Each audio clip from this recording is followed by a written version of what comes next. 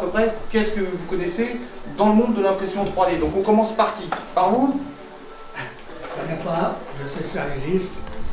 Donc ça vous intéresse? Ouais. Aujourd'hui, vous seriez prêt à investir dans une machine pour faire un CFA Éventuellement, de oui. l'impression 3D et faire de la conception de pièces.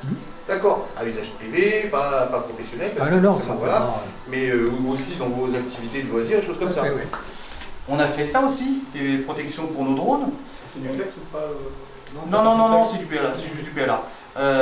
J'ai conçu aussi là comme ça une petite boîte toute simple hein, pour mettre la batterie. Hein. Ça répartit les masses plus basses et puis c'est beaucoup plus simple à voler. Et puis une petite prise pour fixer la prise. Ça c'est mon imagination, hein. Ça c'est tout simple à faire. C'est vraiment tout simple. Hein. Le prix de réalisation d'une pièce doit pas, même si on a fait un truc qui ne sert pas vraiment, ça ne doit pas coûter Alors le coût de la matière première c'est peanuts. C'est peanuts. C'est peanuts, c'est quelques centimes. Par contre après c'est le temps de développer la pièce. Où là ça prend du temps. J'ai fait un cerclage pour une grosse batterie, pour un gros drone qui fait de la prise de vue, pour Marc la semaine dernière, il y a 8 heures de développement. Il ne fait qu'empiler les couches. Et ça, ce code-là, c'est dans le G-code qu'on le trouve. C'est en dessous. C'est en dessous. Il n'y a aucun logiciel, à ma connaissance en tous les cas, de conception de CAO qui enregistre directement G-code. Peut-être chez Dassault, chez Katia, je ne sais pas, mais je crois pas. Je crois pas. Donc XY, c'est une feuille. C'est simplement une feuille. D'accord.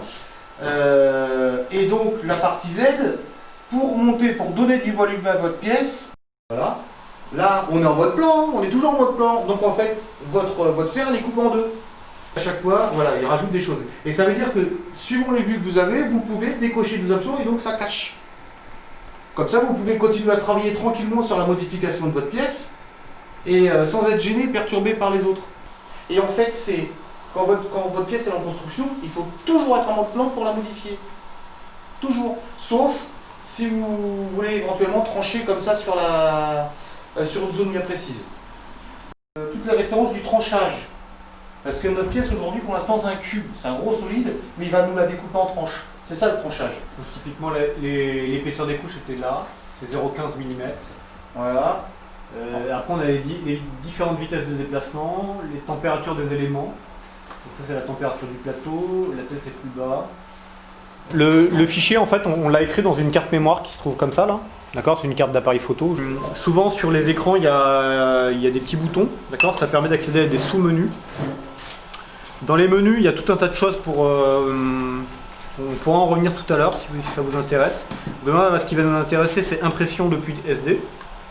Le filament, il va chauffer à 210 là. Donc il y a plusieurs types de filaments. Là, c'est du PLA, c'est très classique comme filament, c'est à base d'amidon de maïs. En haut, on a une petite LED qui va s'allumer quand il détecte le plateau. Tac, voilà. Il va faire plusieurs points, donc il va faire 9 points sur le plateau. Ça va permettre de créer une topologie virtuelle.